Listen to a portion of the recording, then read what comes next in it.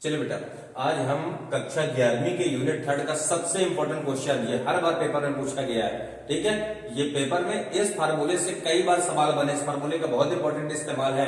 ठीक है, इसलिए इसको अच्छे से आपको कंप्लीट करना है। क्वेश्चन क्या है? F बराबर ma की व्युत्पत्ति। ठीक है, न्यूटन का गति विषयक द्वितीय नियम से इसको डेरिवेट करना है। ठीक है, यहाँ पे समझिएगा, F क्या है? बल, m क्या है? द्रव्यमान, a क्या है? त्वरण।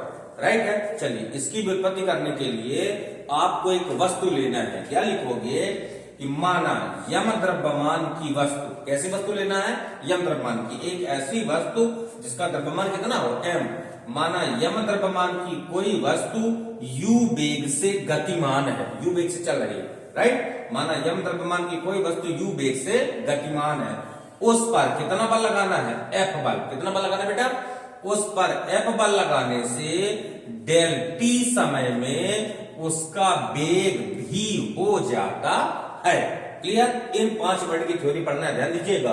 कि माना यम द्रव्यमान की एक वस्तु है जो कितने वेग से? जो u वेग से गतिमान है, उस पर कितना बल लगाना बेटा? F। उस पर F बल लगाने से डेल t समय बाद उसका वेग भी हो जाता है। Theory clear? जैसे वेग में वृद्धि हुई तो किसका जन्म हो जाएगा? त्वरण का, जिससे एक त्वरण उत्पन्न होता है। इतना क्लियर कर लेंगे।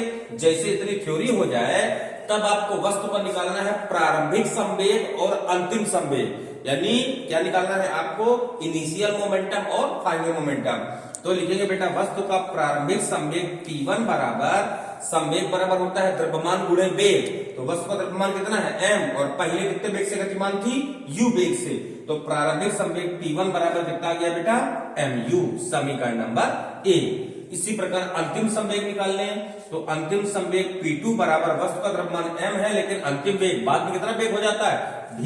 तो अंतिम संवेग P2 बराबर कितना हो जाएगा? mv। समीकरण नंबर 2।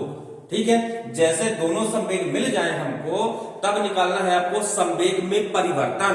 तो लिखोगे बेटा कि संवेग में परिवर्तन डेल p बराबर कितना होगा? P2 माइनस P1, क्योंकि अंतिम संवेग माइनस प्रारंभिक संवेग। समीकरण 1, 2 दोनों से मान भेज दो बेटा। तो डेल p बराबर P2 का कितना मान है?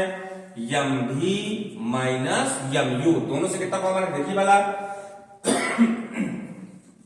डेल p बराबर, दोनों से m कॉमन निकालेंगे तो v माइनस u। इतना क्लियर हो गया। अब दोनों पक्षों में डेल t का भाग करना है। क्या लिखेंगे? दोनों पक्षों में डेल t का भाग करने पर। ठीक है, जैसे दोनों पक्षों में डेल t का भाग करेंगे तो डेल p में डेल t का भाग करोगे बेटा तो कितना जाएगा? Del p upon del t बराबर, इधर डेल t का भाग करेंगे तो कितना जाएगा आपका?